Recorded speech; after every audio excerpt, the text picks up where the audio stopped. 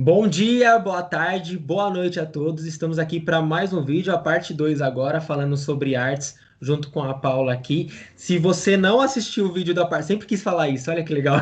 Sempre que viu os YouTubes eu queria falar isso. Se você não viu a parte um, não assista esse vídeo ainda. Volte lá, assiste a parte um para você ficar bem inteirado de quem é a nossa convidada mais que especial, do que a gente está do que a gente está discutindo, o que a gente está refletindo, o que a gente está conversando para já emendar na parte 2 que a gente vai continuar falando sobre os mesmos assuntos, beleza? Então, ó, assiste o vídeo anterior que agora vamos começar a parte 2. Beleza? Então, agradecer novamente a Paula por estar aqui com a gente, por ter se disposto aí a participar do nosso vídeo, do nosso projeto. Acredito que vai ser uma participação tão enriquecedora para a comunidade escolar, para outros professores da rede, para outros professores de outras escolas, cidades, estados, futuros professores, trazer algumas discussões que podem ser muito importantes, que através dessas discussões que vai surgir novas ideias em outras escolas, que vai surgir a identidade docente de alguém que esteja, né, iniciando a sua carreira no magistério. Então, isso que é importante, né? A gente discutir, mostrar as possibilidades e o professor ir lá pegando, ó, isso aqui é interessante, isso aqui eu concordo, isso aqui eu acho que pode ser bem, bem legal de se trabalhar, e assim vai formando essa educação democrática, né? Então, como a gente estávamos conversando no final do vídeo anterior, estava falando um pouco da arte, né, dos tipos de linguagem da arte, e agora, para já emendar com a próxima pergunta, é até uma discussão que a gente estava fazendo antes de começar o vídeo, né, que era uma discussão sobre as crianças na educação infantil colocar, deixar suas marcas, né, que a gente estava conversando, deixar suas marcas, a marca das suas mãos e tal, só que algumas partes pegaram muito para a parte literal e fazia com que, por exemplo, as crianças, você fazia as coisas pela criança. Então, se você fosse pintar, você fosse pintar alguma coisa, você pegava a mão das crianças, molhava ali na tinta, e você mesmo fazia o formato da mão com a criança, tentando formar o desenho que o professor estava imaginando, e não deixava a criança explorar dessa forma, até que aí surgiu a pergunta, né? A gente sabe que as crianças são muito empíricas, as crianças aprendem através dos sentidos, através das vivências, do toque, dos sentidos. E aí a gente sempre tem que prezar por esse desenvolvimento integral das crianças. Só que dentre todas as possibilidades, dentro das linguagens de artes, dentre todas as possibilidades, parece que ainda prevalece a expressão plástica, né? Então, queria saber um pouco sobre o que a Paula pensa sobre isso, se tem outras possibilidades, se é só essas marquinhas das mãos das crianças, o que você pensa sobre isso? Eu acho, eu vou falar antes uma coisa, né? Você falou assim, você falou uma coisa muito importante, né? Você falou assim, é importante essa discussão, porque quem concordar, isso é muito importante, né? Porque o conhecimento não é uma coisa fechada. Então, eu achei legal você ter falado isso, porque não é porque vem uma pessoa aqui falar que tudo isso que eu estou falando é pura verdade, imutável, né? Não, são os conhecimentos que eu construí ao longo da minha vida, da minha experiência e daquilo tudo que eu estudei. Mas isso não significa que é o único jeito de se pensar nesses aspectos, né? E que é uma verdade absoluta. Então, eu acho que isso é importante assim, a gente sempre falar, e nem sempre é dito, né? Mas eu achei legal você ter falado nesse sentido, É das que pessoas poderem questionar, discordar e darem a sua opinião também, portanto, que seja uma opinião respeitosa e que esteja acrescentando, né? Eu achei muito legal. sim. Só para Pode acrescentar, falar. Paula, é que como nós estamos criando alguns vídeos e tal, a gente tem sempre essa preocupação assim que a gente tenta mostrar um pouco da nossa prática dentro da unidade escolar e algumas possibilidades que teriam, só que a gente tenta sempre deixar claro, ó, você tem que se enquadrar de acordo com o que você pensa na sua unidade escolar, de acordo com o seu contexto, né? Se você está em outra unidade escolar, e eu acho que isso que é importante, né? Essas troca de experiências, troca de vivências e essa construção da educação, né? Porque também, né, a gente não sabe a realidade de cada professor, né? Às vezes, quantas vezes eu já trabalhei de uma forma que eu não concordava tanto por estar num lugar que eu não poderia ser tão revolucionária, né? Então, a gente também tem que se adaptar às condições de cada lugar e fazer o melhor que a gente pode dentro das diferentes realidades, né? Senão também fica algo muito autoritário, tem que ser assim, não, não tem. Tem que ser da melhor forma que você puder fazer e da que você acredita também, né? Porque senão, se a gente faz uma coisa porque tem alguém falando e a gente não acredita naquilo, também não vai dar certo. Então, eu acredito que a gente tenha que fazer a coisa da forma como a gente tem condições de fazer e da forma como a gente acredita, que é a melhor forma para a criança aprender e a forma que eu me sinto melhor para ensinar também. Bom, sobre a pergunta das mãozinhas, eu acho um horror quando o professor fica pondo a mãozinha da criança, né? E eu acho mais triste ainda que às vezes a criança adora mesmo assim. Às vezes a criança está tão limitada de vivências interessantes dentro da escola que até essa do professor pegar, passar a tinta na mãozinha da criança e carimbar aquela mãozinha, ela gosta, porque é a coisa mais revolucionária que foi feita até então. Então, eu acho que a criança podia explorar. A Lu já fez essa experiência comigo, né? Eu aprendi com a Lu de pôr bacias e da criança poder pôr a mão na bacia que ela quiser, deixar o registro que ela quiser. E se não quiser pôr a mão, põe o pé. E se não quiser pôr o pé, põe o bumbum. E se não quiser pôr o bumbum, põe a barriga. Então, assim, né? Puxa vida, por que não? É uma criança que está descobrindo o mundo pelo corpo, né? Pelos movimentos. Como assim ela não pode se sujar? Como assim ela não pode explorar esses materiais e brincar com tudo isso, né? Vai fazer sujeira, vai sujar o chão, vai, põe um plástico, né? Faz um lugar que pode sujar, pede para a mãe, para a criança vir com uma roupa que pode sujar, ou pede autorização para a criança ficar de fraldinha, né? Não sei, mas eu acho que nessa idade não é a idade de segurar a mãozinha da criança e carimbar no papel. É muito limitado. E mesmo assim, as crianças às vezes ficam super felizes com isso. Olha que triste, né? Se uma criança fica super feliz com isso, é porque é o máximo da experiência de descoberta dele na escola.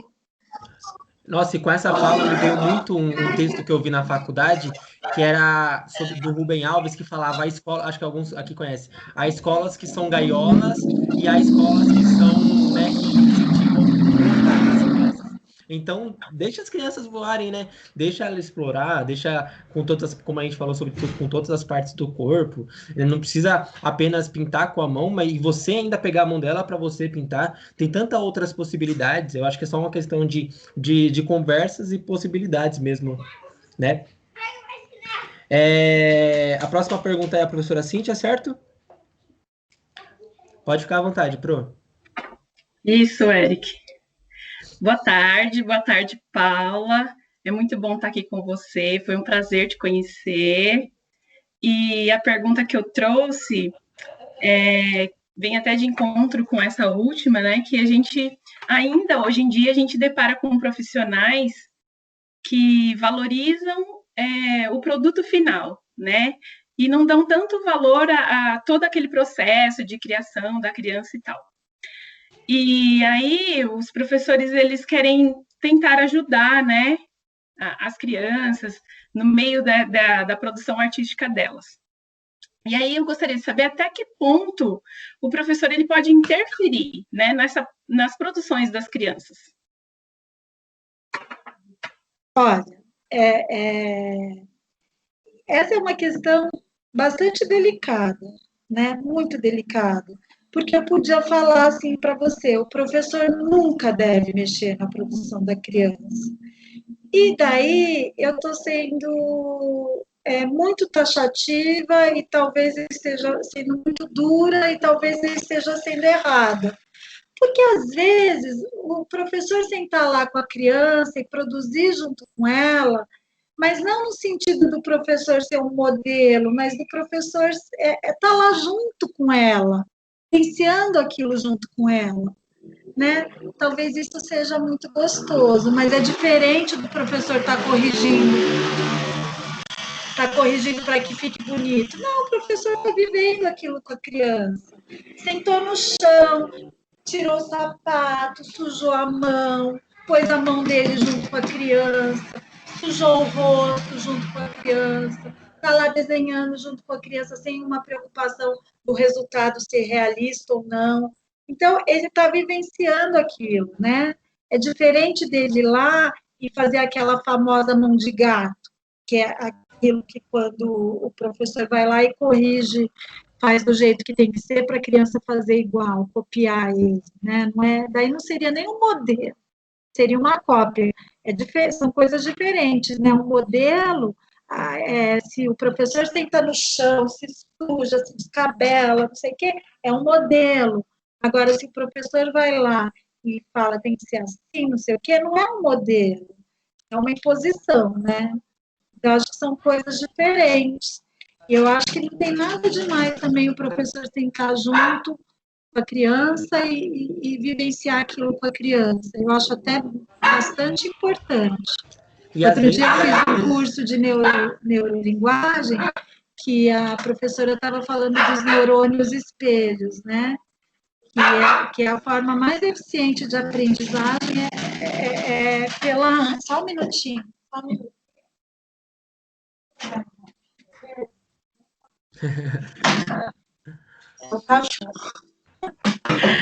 A forma mais importante de aprendizagem é por meio da repetição, né? Mas não da repetição mecânica, é da repetição de vivência, de observar aquilo, de admirar aquilo, de se identificar com aquilo e querer fazer igual. Então, eu acho isso importante, que a professora tem essa coisa lúdica, né, de sentar no chão, de brincar, de fazer essas coisas todas, e não deixa de ser uma interferência na produção da criança. E às vezes, me veio até pensando nisso aqui, às vezes até isso que a criança precise.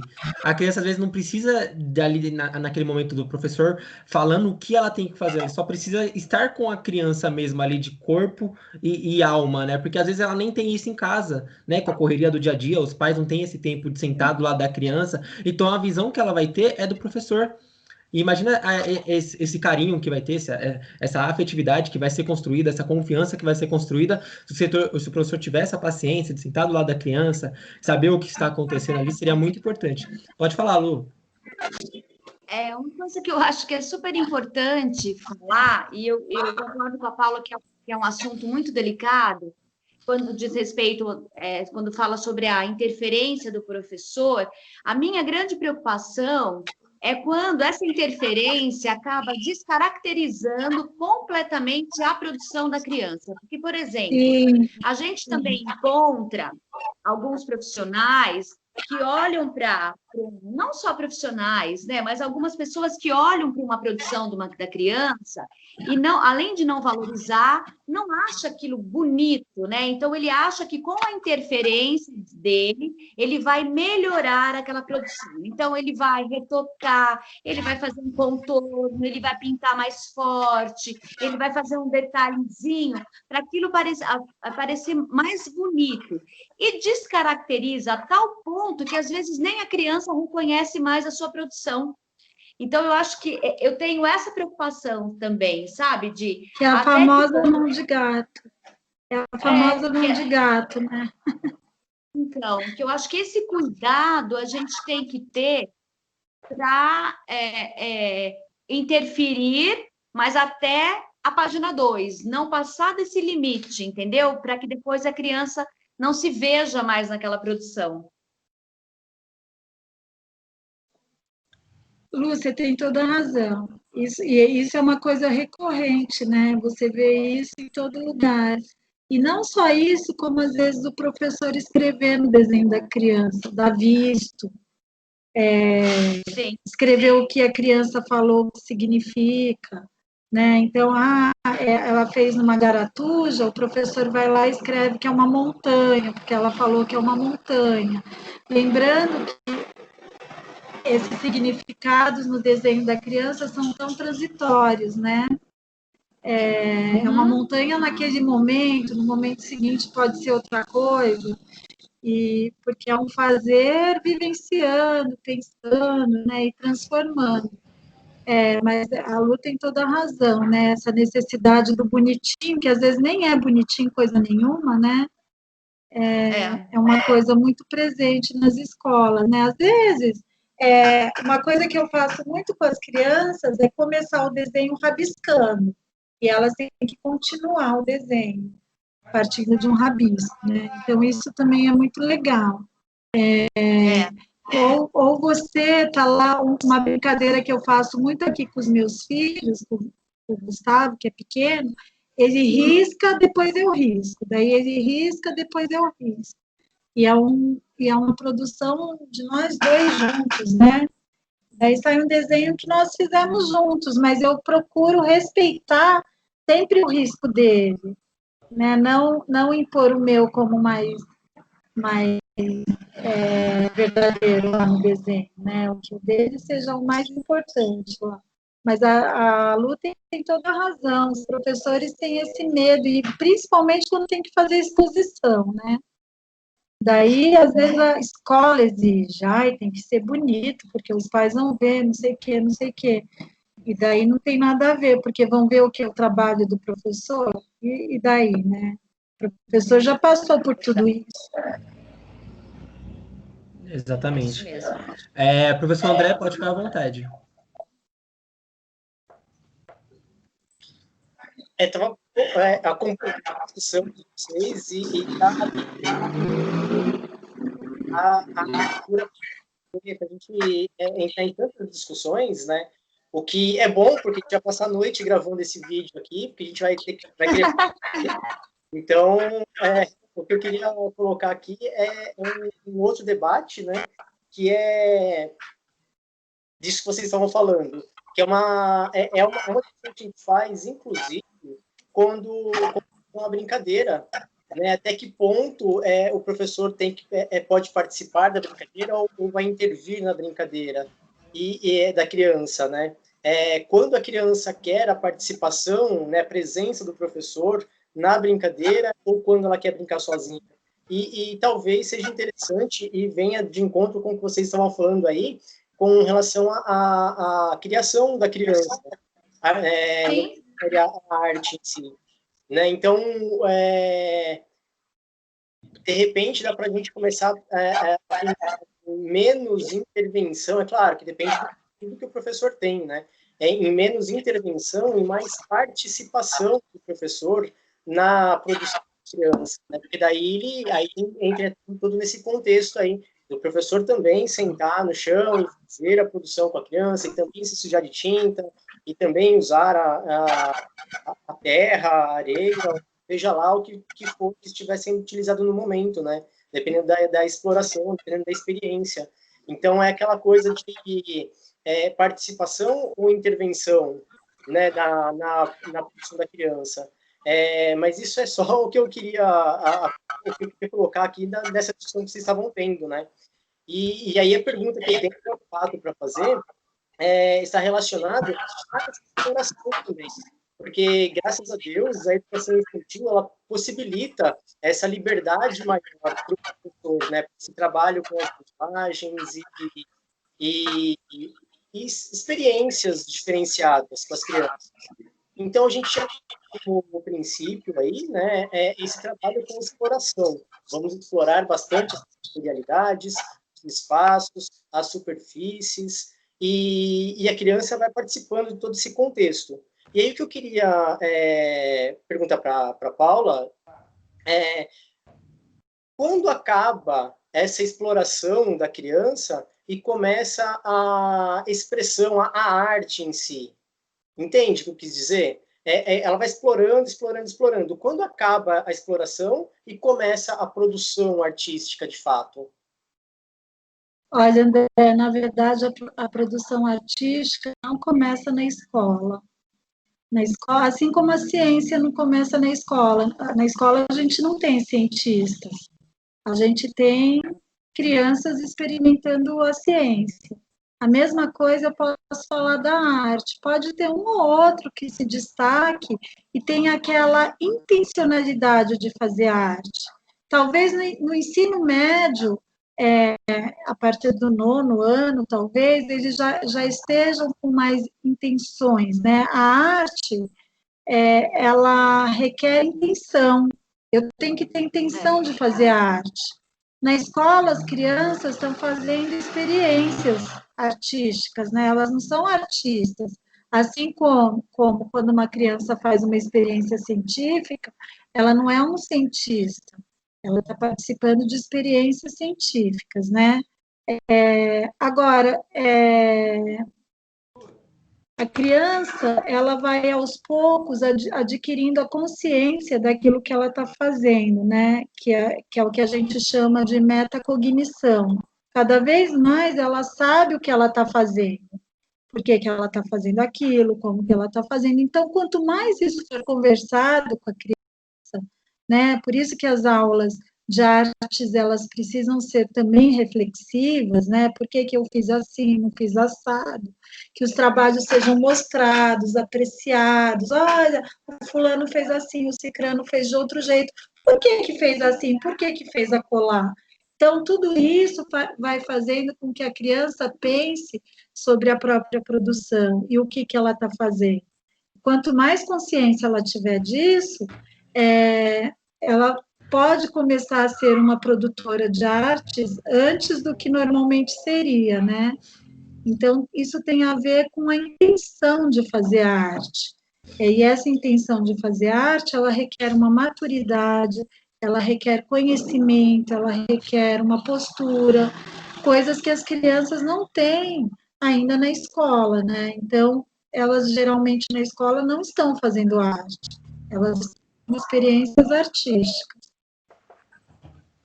Mas você está falando quando ela deixa de fazer um rabisco, uma coisa, e vai fazendo uma coisa. Acho que foi isso que talvez você queira ter me perguntado. Comece a fazer uma coisa mais consciente, né? Que ela tenha mais consciência daquilo que ela faz. Eu acho que isso começa mesmo no ensino fundamental 1. E no segundo ano, nem no primeiro, no segundo, terceiro ano, ela começa a refletir de uma forma menos corporal e mais mental, né? Não deixa de ser corporal, nenhuma das duas deixa de ser mental ou corporal, mas no ensino fundamental, passa a ser ela não está mais tanto no desenvolvimento sensório-motor, e ela está nas questões da linguagem, nas questões comunicativas, de uma forma mais direta, né? Eu não sei se eu respondi o que você perguntou, André. Não, perfeitamente. Não só respondeu, como deixou bem claro aqui para a gente o quanto é importante trabalhar as artes, então, desde a educação infantil. Né? Porque se a gente quer lá na frente ser cientista, se a gente quer lá na frente ser artista, é agora que a gente tem que propor, né, esse tipo de exploração mesmo, de vivência para a criança, né, para que ela tenha o máximo possível para ir se reconhecendo e despertando o que ela quer para a vida dela depois, né? Sim, ela precisa adquirir a experiência, né, desde pequenininha, porque ela vai, por exemplo, né, tem uma coisa, uma curiosidade do desenho da criança que diz muito sobre isso, que é quase metafórico. A criança, ela aprende a falar eu, né? Antes ela começa a falar e ela começa a falar assim: o Gustavo quer comer, né? Ele não fala eu quero comer, porque ele ainda não tem a percepção dele como um ser separado do mundo, né? Então ele fala, o Gustavo quer comer, como se fizesse parte do todo. Quando ele começa a falar eu, é um processo de percepção de si, né? Essa fala do eu, da criança, coincide com o fechamento do círculo, né? Eu não estou falando que é uma condição da criança, eu estou falando que isso foi um estudo de um teórico que chama Philip Drake, que ele descobriu que, estudando várias crianças, ele percebeu que a palavra eu, ela vem junto com o fechamento do círculo, quando a criança, que é uma das etapas da produção gráfica da criança, né? Por quê? Porque é quando ela consegue diferenciar o que está dentro dela e o que está fora. E daí ela começa a fazer o círculo, começa a fazer os elementos dentro do círculo, ele chama aquilo de figura continente, e os elementos fora do círculo, que a gente chama de figura girino, e ele chama de figura irradiante, né, que irradia. Então, ele diz que é quando a gente começa, que quando a criança consegue fechar esse círculo, é a percepção da identidade dele. Bem interessante, né? Nossa, quanta coisa que a gente vai aprendendo aqui, né? Bom, então, novamente, alguém quer fazer alguma consideração? Só um minutinho, Eric. Isso só para a gente não entrar num outro universo de discussão também, e que é muito próprio da arte e da produção de desenhos, né? Que é o que vai conduzir, na verdade, para a escrita na frente depois, né?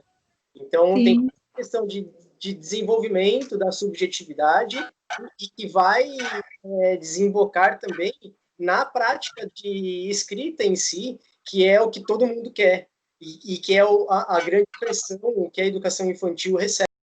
Então, não tem como fugir das artes. Sim, e essa figura continente que eu contei para vocês, ela vira casa, geralmente. Ela se transforma na casa.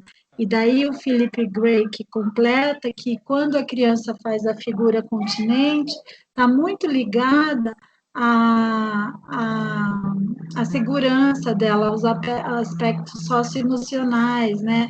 As relações interiores dela.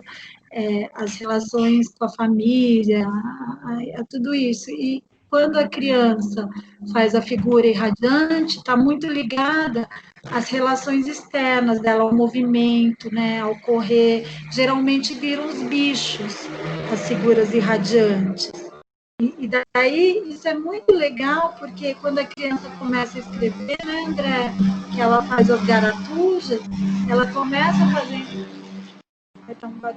as garatujas com desenhos, com esses desenhos, né, com essas figuras.